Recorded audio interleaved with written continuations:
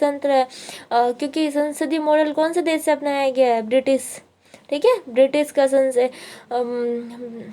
का संसदीय मॉडल है अपने देश ने, जो वेस्ट मिनिस्टर मॉडल जो हमने किससे, कौन से देश से अपनाया? ब्रिटेन से। यानी कि संविधान की कुछ ऐसी चीज़ें जो हमने नीति निर्देशक तत्व आयरलैंड से है, कर्तव्य रूस से है, यानी कि कुछ ना कुछ चीज़ें हमने संविधान में बाहरी देशों से लिया है। यानी कि इसीलिए उन्होंने बोला पतलून से लेकर इंटरनेट और संसदीय लोकतंत्र तक आज भारत में लाखों चीज़ें की प्रचलन में, जिसमें जड़ें पश्चिम में है, यानी कि जिसकी जड़ें पश्चिम से, यानी कि हमने दूसरे देशों से लिए, सारे पश्चिमी देशों से लिए है, पूर्वी देशों, जितने भी देशों से लिए, सब हमने संविधान में अलग अलग भिन्न भिन्न देशों से अपनाई है। इसलिए पहला जवाब तो यही हो सकता है कि ऐसा है भी तो क्या हुआ?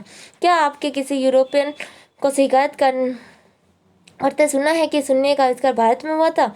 नहीं, हमने कभी नहीं सुना है। जबकि शून्य का आविष्कार करने वाले कौन थे? आर्यभट्ट, जो भारत के महान भारत के महान दार्शनिक, गणितज्ञ थे, भारत के महान गणितज्ञ थे।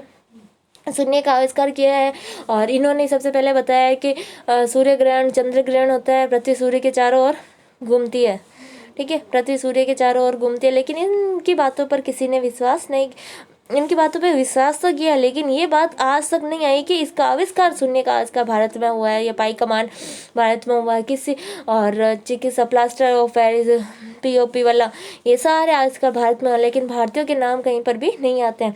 हर बाहरी देश के एक न एक वैज्ञानिक का नाम आएगा, लेकिन भारतीयों के नाम इनमें नहीं आते हैं। रामानुज है, सुश्रुत है, ये आर्यभट्ट है, और सब बहुत ही बड़े बड़े दार्शनिक है, वैज्ञानिक है, लेकिन उनका नाम हम सिर्फ इतिहास में देखने लायक ही है, लेकिन उनका नाम कभी प्रचलन में नहीं आया। बहरहाल ये किस्म का छिछला जवाब होगा। अधिक महत्वपूर्ण और प्रासंगिक बात यह है कि सचमुच धर्मनिरपेक्ष होने के लिए किसी राष्ट्र का अपना खुद का लक्ष्य होना चाहिए। पश्चिमी राज्य तक धर्मनिरपेक्ष बने जब एक महत्वपूर्ण स्तर पर उन्होंने ईसाइयत से संबंध विच्छेद कर लिया। पश्चिमी धर्मनिरपेक्षता से वैसे कोई ईसाइयत नहीं है, फिर इस दावे पर क्या मतलब कि ये पश्चिम है? धर्म और राज्य का पारस्परिक निषेध, जिसे पश्चिमी धर्मनिरपेक्ष समाज का अर्थ माना जाता है, सभी धर्मनिरपेक्ष राज्य सत्ता की प्रमुख विशेषता भी नहीं है। संबंध विच्छेद के संबंध में विचार में व्याख्या अलग अलग तरह से की जा सकती है। कोई धर्मनिरपेक्ष राज्य सत्ता समुदाय के बीच शांति को बढ़ावा देने के लिए धर्म से सैद्धांतिक दूरी बना कर रख सकती है, और खास समुदाय की रक्षा के लिए वह उसमें हस्तक्षेप भी कर सकती है।